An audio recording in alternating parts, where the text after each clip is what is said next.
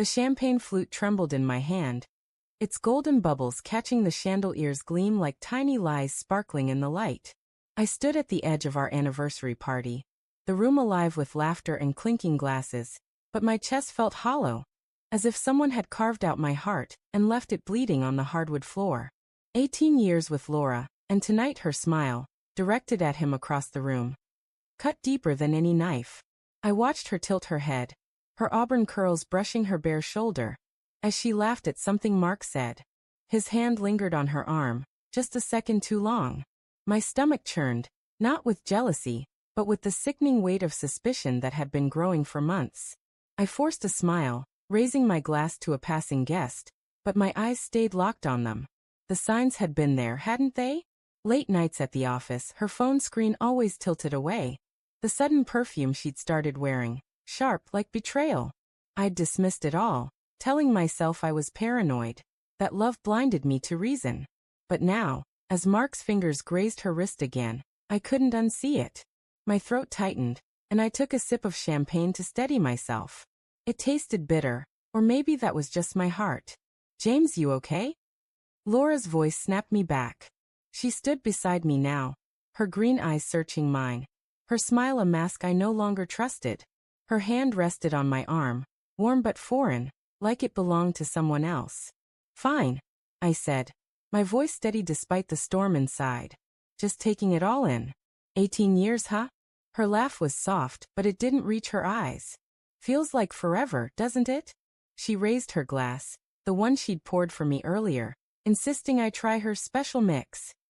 The liquid inside shimmered, and a prickle of unease crawled up my spine. Something was off, her insistence, the way she watched me now waiting. "To us," she said, clinking her glass against mine. Her gaze held mine, expectant, almost challenging. I hesitated, the weight of her stare pressing against my chest. The room spun slightly, the chatter fading into a dull hum. I glanced at Mark, now leaning against the bar, his eyes flickering toward us. My pulse quickened. "To us," I echoed, but I didn't drink. Instead, I set my glass on the table beside me, my fingers brushing hers as I reached for her flute. "Let's swap," I said, my tone light but my heart pounding. "Yours looks better." Her smile faltered, just for a fraction of a second, but it was enough. A crack in her facade, a flicker of panic. "Oh no, mine's nothing special," she said, her voice too quick. She reached for her glass, but I'd already lifted it to my lips. "Cheers," I said and drank deeply. Her eyes widened, her breath catching, and in that moment I knew. The champagne burned going down, not with alcohol but with something else, something wrong. My vision blurred at the edges, and a cold sweat broke across my skin. She'd done it. She'd spiked my drink. "James." Her voice was sharp now, laced with fear. She grabbed my arm, her nails digging into my skin. "Are you okay?" I stumbled back, the room tilting, but my mind was razor sharp. I hadn't drunk from my glass. I'd swapped them. Whatever she'd put in my drink was now coursing through her. The realization hit me like a freight train, and I gripped the table to steady myself, not from dizziness but from the weight of what I'd just done. "Laura," I said, my voice low, trembling with rage and heartbreak. "What did you do?" Her face drained of color, her lips parting as if to speak, but no words came. The party continued around us, oblivious, the jazz band's notes floating like a cruel mockery of our unraveling. I leaned closer, my voice a whisper. "What was in my glass?" She shook her head, tears welling in her eyes. "James, I didn't. Don't lie to me." My voice cracked, louder than I intended, and a few heads turned. I lowered it, stepping closer, my breath hot against her cheek. "You've been lying for months. With him." I jerked my head toward Mark, who was watching now, his posture stiff. Laura's hands flew to her mouth, her eyes darting to the glass I held. Her glass. "No, James, you don't understand." "Then explain it," I hissed. My heart pounded, torn between love and betrayal, between the woman I'd vowed to cherish and the stranger standing before me. "Explain why you've been sneaking around, why you flinch when I touch you, why you thought you could poison me on our anniversary."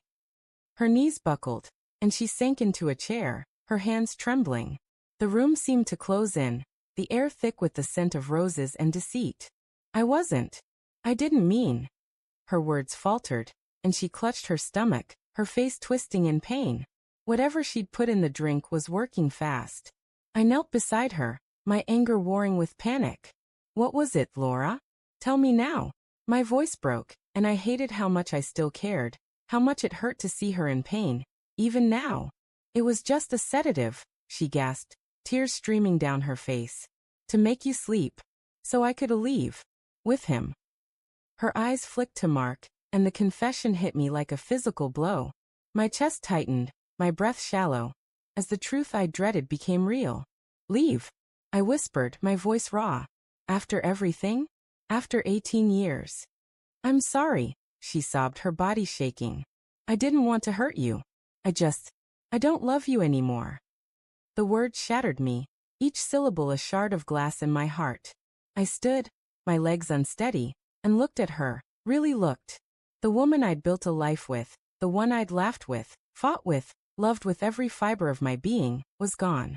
In her place was someone I didn't recognize. Someone who'd planned to drug me and slip away with another man. Mark approached, his face pale, his hands raised as if to calm me. James, let's talk. Stay away. I growled, my fists clenching. The room spun. Not from any drug but from the weight of betrayal. I turned back to Laura, who was clutching the table, her breath shallow.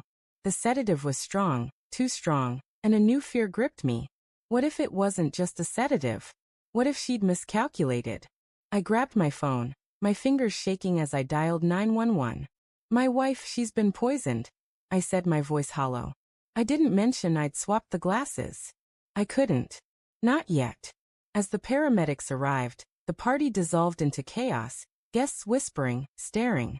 Laura was whisked away, her eyes locked on mine, pleading, but I felt nothing. No, that was a lie.